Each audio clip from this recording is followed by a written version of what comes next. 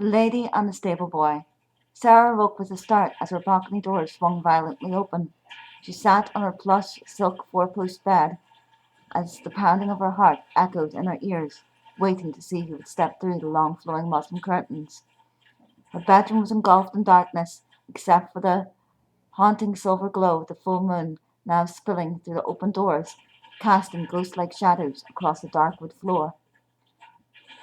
She could have sworn she had locked the doors before tiredly climbing into bed, but the cool summer breeze had been strangely unsettling and strong over the last few days.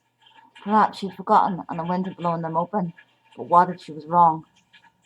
She waited, her heart slowly starting to calm again, but no one came. Yes, it had been the wind. She let out a tired, uneasy sigh and threw her long, athletic legs out of the bed.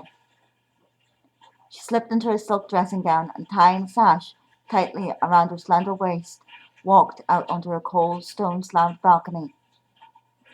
The moon had risen high in a black sky dappled with a million stars that seemed to float in front of her, and she gazed longingly up at them as the rose-scented air wafted gently around her.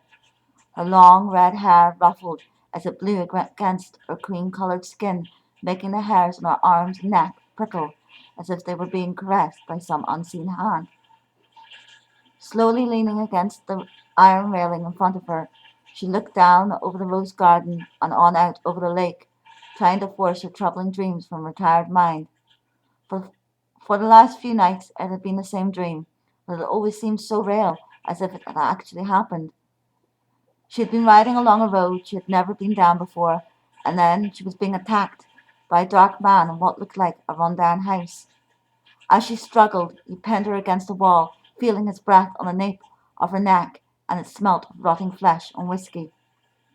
She could never see his face, just the black cloak he was wearing and the horribly twisted fingers, almost more claw-like than human, scratching at her bare flesh.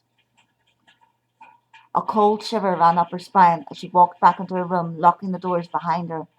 "It's only a dream," she whispered softly as she felt herself sinking into her warm bed and drifted off to sleep.